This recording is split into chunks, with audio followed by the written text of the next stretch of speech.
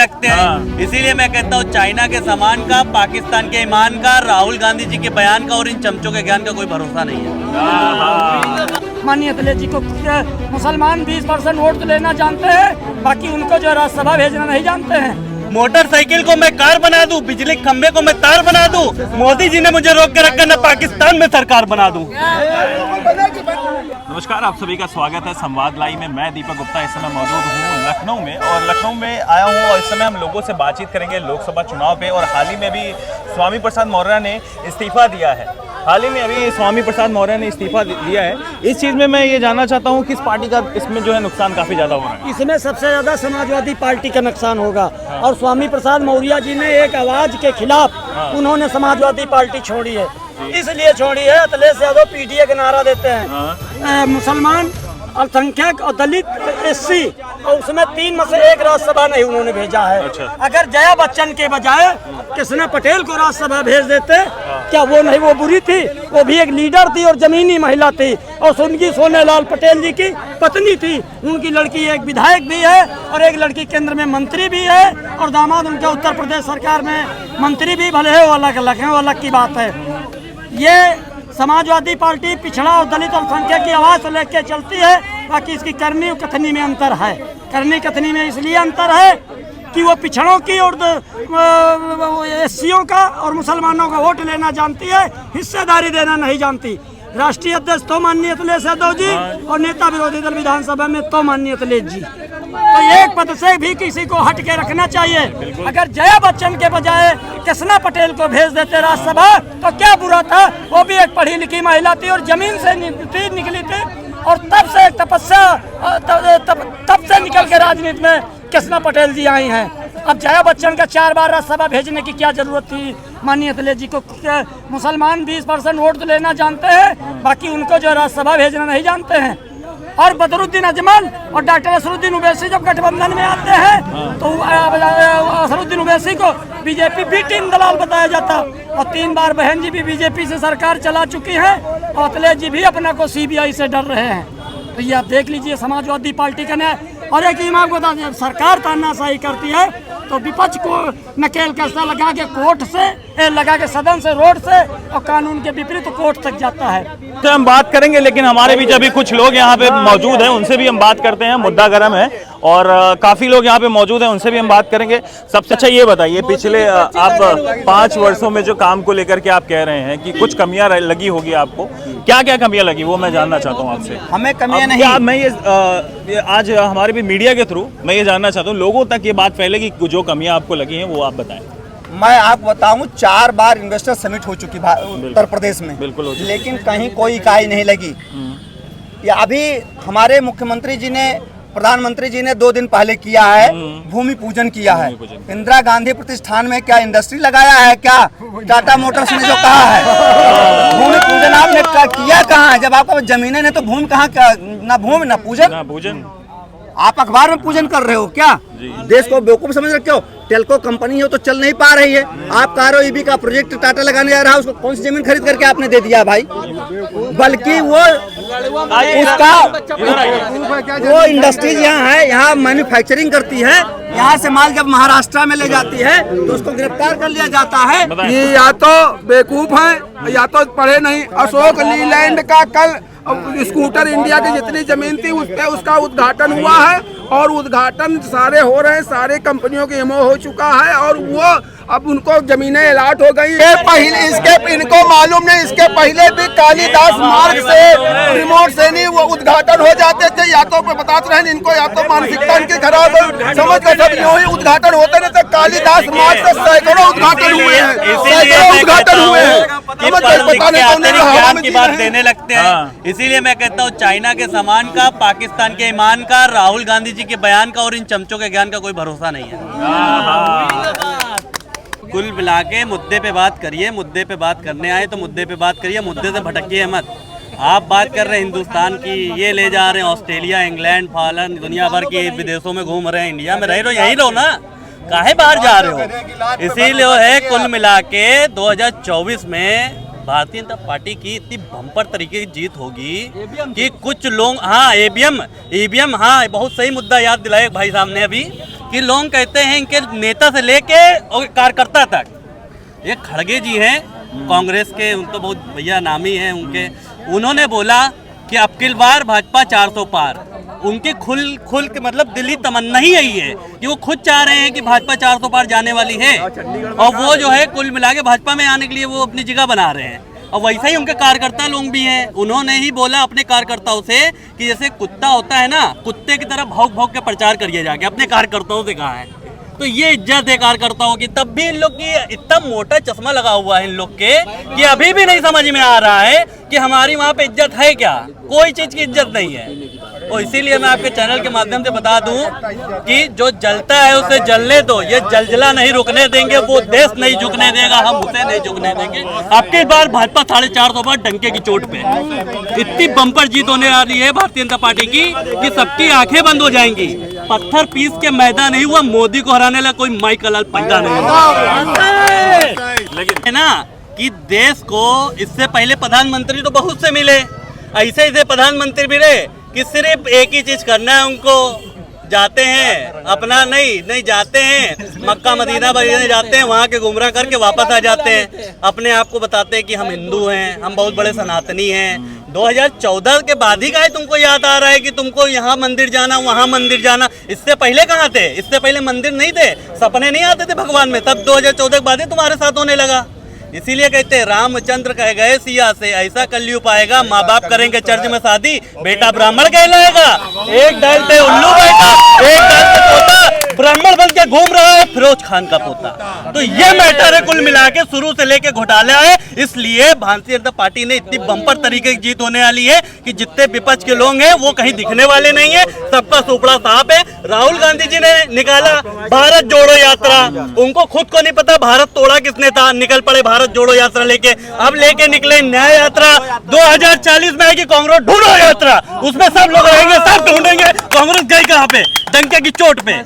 और कुछ नहीं होने वाला है, पीएम की कुर्सी का कुछ आवाज नहीं होगा, 2024 में कुछ खास नहीं होगा जब तक सेनाइयों की आवाज नहीं बजेगी आंगन में। इस राजनीति के इम्तिहान में पप्पू पास नहीं होगा। दूसरी चीज पटना में हुई बैठक तो लगा भाई साहब की राजनीति सेट है, पटना में हुई बैठक विरोधियों की तो लगा भाई साहब राजनीति सेट है। नीतीश जी ने कहा पीएम मुझे बनाना, सीएम बनने का मेरा हाईएस्ट रेट है, बहुत ज्यादा सीएम रहे। ममता जी ने बोला नहीं खड़गे बनेंगे। वैसे सच बताऊं पर्सनल मेरा भी इंटरेस्ट है, लालू जी भी खड़गे से किसिया के बोल बैठे बाग बुड़बाग पीएम कैंडिडेट हम है।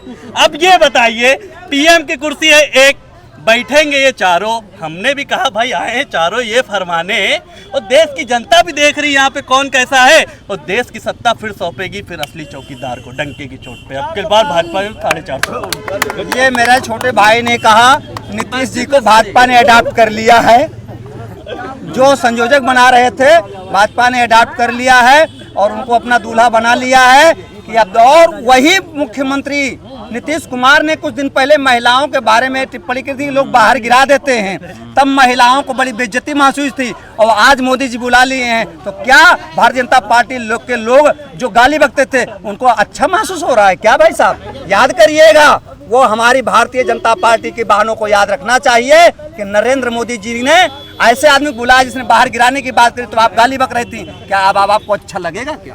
हमारे गोस्वामी तुलसीदास जी ने कहा सठ सुतरें सत संगति पाए।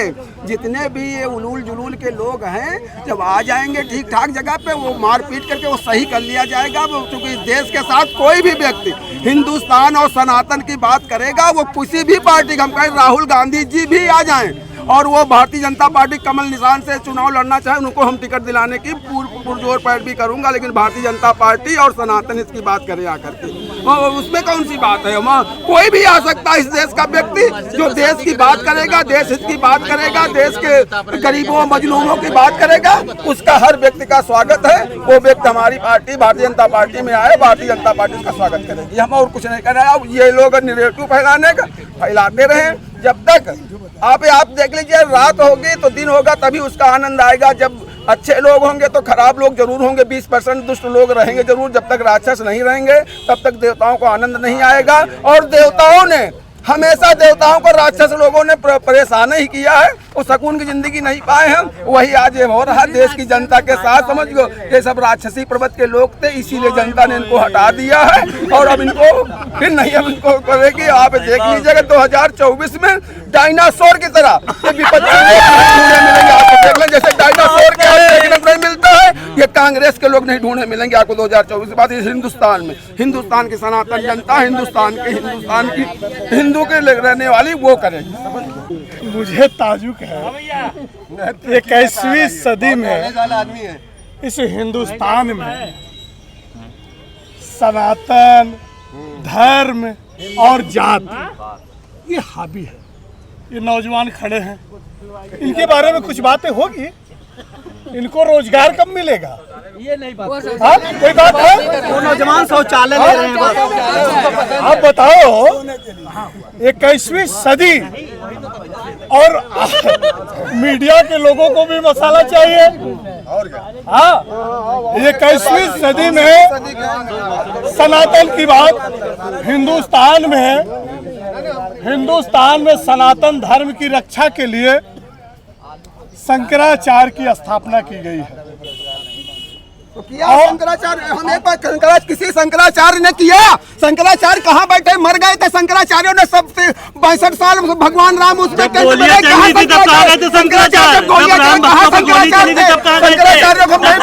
नहीं थे। अभी जो है उद्घाटन के लिए शंकराचार्य याद आ गए। जब राम भक्तों पे गोलियां चल रही थी तब शंकराचार्य कहाँ थे? ऐसे लोगों के ही दिमाग की बुद्धि की वजह से वहाँ गोलियां चली थी, और कोई बात नहीं है। मोटरसाइकिल को मैं कार बना दूं, बिजली खंबे को मैं तार बना दूं, मोदी जी ने मुझे रोक के रखा, न पाकिस्तान में सरकार बना दूं। आप बताइए। और लोग कांग्रेस पे आरोप लगाते हैं कि कांग्रेस ने क्या किया। कांग्रेस एक दौर में आजादी की लड़ाई लड़ी थी। जो सनातन धर्म की बात करने वाले लोग हैं वो लोग अंग्रेजों के साथ थे, उनके इतिहास को पढ़ लेना। और वही कांग्रेस का पूरा परिवार, नेहरू का पूरा परिवार आजादी की लड़ाई में जेल में बंद था। इनसे ये पूछिए, बहुत जेल में आया। इनसे ये पूछिए भाई साहब, नेहरू आजादी की लड़ाई में चूतिया इनसे भाई साहब वो सन 42 से 49 तक कितने रिटायर किए गए थे? आप बताइए उनको पेंशन कितनी दी थी? विश्व सैनिकों को दिलवाई कांग्रेस ने हमको।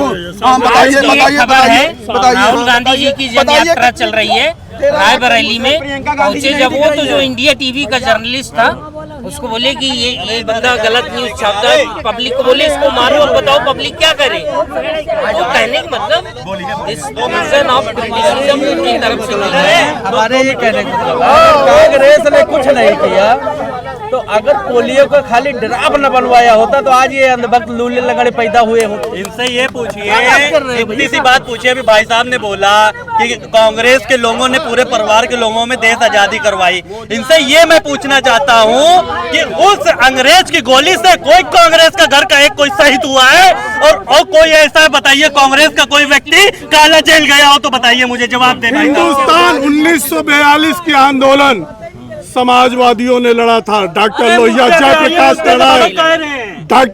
जयप्रकाश नारायण, आचार्य नरेंद्र, मेहर यूसुफ अली जैसे लोगों के बगैर 42 के आंदोलन के इतिहास अधूरा है। और कांग्रेस की बात करेंगे तो हमारा देश कांग्रेस के बल पर, कांग्रेस ने देश को विकासशील स्थिति में लाया। आज ये लोग झूठा सपना दिखा रहे हैं। इनका इस समय उसकी लीडरशिप चाहे चुनावी जुमला इनका क्या चल रहा है जानते हो? चुनावी जुमला विश्व गुरु विकसित भारत, विश्व गुरु विकसित भारत, विश्व गुरु और विकसित भारत। विश्व गुरु कौन बनेगा? मोदी। और विकसित भारत कौन? जो 80 करोड़ जिस देश में लोग 5 किलो राशन पे जी रहे हैं, वो देश, उसको सपना दिखाया जा रहा है। उसे सपना दिखाया जा रहा है विकसित भारत की। आप सोचिए, हमारा नौजवान सड़कों पर टहल रहा है, बेरोजगारी की हालत में ये ये लोग नौजवान नहीं थे, हम लोग बेरोजगार नौजवान 95 में नहीं थे, हम लोग तो एकदम बुढ़ापा पैदा हुए हैं। बता रहे बेरोजगारी अब बढ़ी। अरे शर्म करना चाहिए। लोग बोलते वक्त बोल जाते हैं 95 91 शर्म तो उन्हें करनी चाहिए। और जो देशभक्त था, अगर वो जिन्ना चाहता, जिन्ना ने ही इस देश को, अगर इनको जवाहरलाल नेहरू को पाकिस्तान का प्रधानमंत्री बनना करनी चाहिए जिन्होंने आजादी की लड़ाई में गद्दारी किया था। शर्म उन्हें करनी चाहिए जिन्होंने नौजवानों को धोखा देने का काम किया। शर्म उन्हें करने चाहिए जब विधवाओं के समाजवादी सरकार पेंशन दिया करती थी, जिसे बंद करने का काम किया। शर्म उन्हें करना चाहिए जिन्होंने लाल किला से 80 करोड़ लोगों को 5 किलो राशन का सपना दिखाने का शर्म उन्हें करना चाहिए। राम मनोहर लोहिया जयप्रकाश जी के सपनों को, राम मनोहर लोहिया जयप्रकाश जी के सपनों को इन्होंने कुचल दिया। जिनके सिद्धांत पे बनी थी, बेचारे वो भी रो रहे होंगे। यही समाजवादी है। जरा सा एक मिनट, मैं किसी पार्टी की तरफ से कोई बात नहीं कर रहा हूँ, लेकिन मैं इतना कहना चाह रहा हूँ कि उत्तर प्रदेश की राजनीति धर्म और जाति को मंच बना कर की जा रही है। यहाँ पर उत्तर प्रदेश में कोई युवाओं के रोजगार के लिए कोई हित में बात नहीं कर रहा है, सिर्फ धर्म और जाति की, हिंदुस्तान पाकिस्तान, हिंदुस्तान मुसलमान, हिंदू और मुसलमान। यहाँ शिक्षा की कोई बात नहीं। शिक्षा में देखिए कितनी बढ़ोतरी, कितनी महंगाई होती चली जा रही। गरीब अपने बच्चों को नहीं पढ़ा पा रहा है। दूसरी चीज़, रोजगार की बात करें तो युवा आज देखिए BA MSc BA LLB किए हुए लोग जो है ठेला लगाने का काम कर रहे हैं, क्योंकि उनकी एक मजबूरी है। इस हित की कोई बात नहीं कर रहा, सिर्फ लोग अपनी अपनी राजनीति धर्म और जाति के मंच पर कर रहे हैं। मैं सिर्फ इतना कहना चाहता हूँ, बाकी किसी पार्टी की बात नहीं। दुनिया में कैंसर का इलाज संभव है, लेकिन अंधविश्वास का कोई इलाज नहीं है।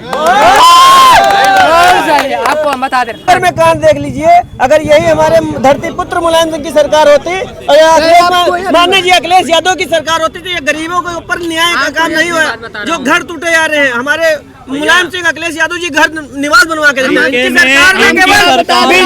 नौजवानों की पार्थिव शरीर लाने का काम किया तो माननीय श्री मुलायम सिंह, माननीय अखिलेश यादव जी ने जो काम करवाया, माननीय अखिलेश यादव जी ने जो काम करवाया, योगी मोदी जी ने केवल फीता काटने का काम किया है। अगर विकास की बात करेंगे और किसानों की बात करेंगे आप, तो ये भारतीय जनता पार्टी वाले बात नहीं करते।